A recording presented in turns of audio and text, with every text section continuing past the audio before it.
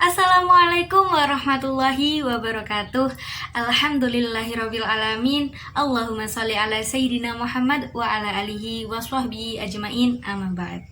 Hai teman-teman, ketemu lagi sama aku Sofiatul Fitriyah. Dalam kajian kali ini aku mengambil tema tentang yuk jangan lalaikan sholat. Nah, dalam kajian ini aku mengambil referensi dari buku The Power of Salat yang ditulis oleh Syekh Jalal Muhammad Syafi'i.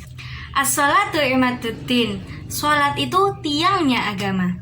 Dalam sabdanya, Rasulullah Shallallahu Alaihi Wasallam telah menggambarkan, telah mengisyaratkan bahwa sholat sebagai tiangnya agama Islam. Yang mana artinya tegaknya suatu keislaman diri dari kita tergantung pada tiang penyangganya, yakni sholat kita.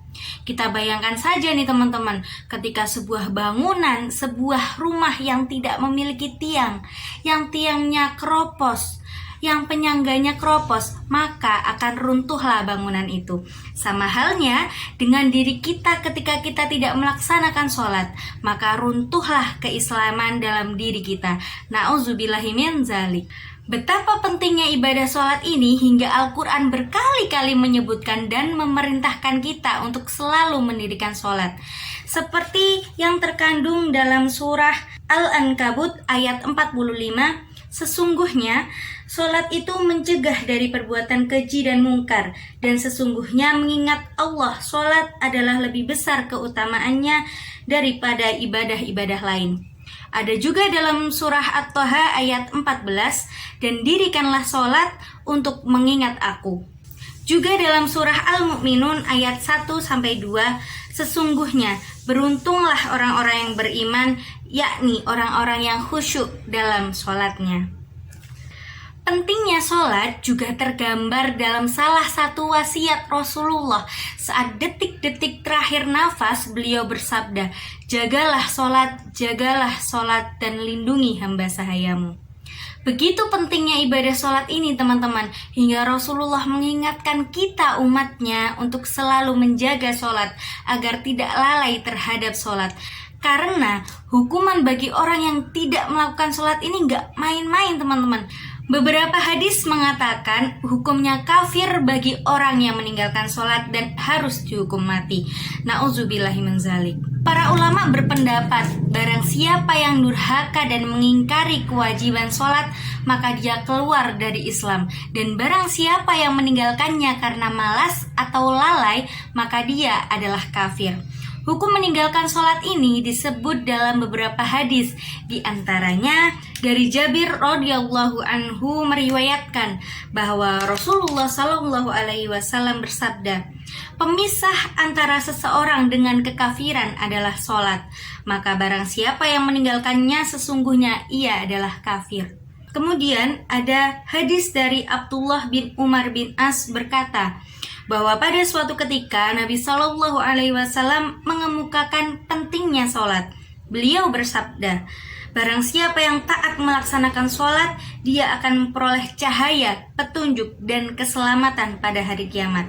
Sedangkan barang siapa yang meninggalkannya, dia tidak akan mendapatkan apapun, bahkan pada hari kiamat kelak, dia akan ditempatkan bersama Qarun, Fir'aun, Hammam, dan Ubay bin Khalaf.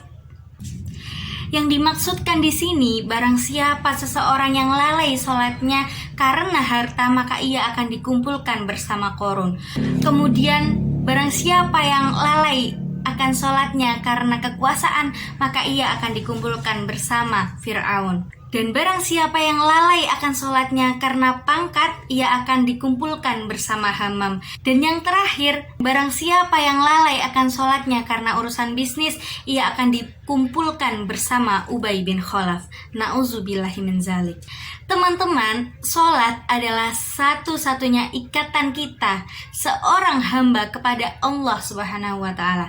Ketika kita tidak melakukan sholat, maka sama saja kita telah memutus ikatan kita kepada Allah, memutus hubungan kita dengan Allah. Lalu, bagaimana kita bisa mendapatkan pertolongan Allah ketika kita butuh? Bagaimana kita bisa meminta rizki, berdoa untuk kesehatan, berdoa untuk kebahagiaan? Namun, kita sendiri yang telah memutus ikatan kita kepada Allah. Begitu pentingnya sholat ini dalam hidup kita. Sholatlah yang memberikan penerangan dalam hidup kita di dunia maupun di akhirat. Bahkan, sholat inilah yang akan ditanyakan pertama kali. Ibadah yang pertama akan dihisab pada hari akhir nantinya. Sholatlah yang menjadi tolak ukur seluruh amal kita di dunia.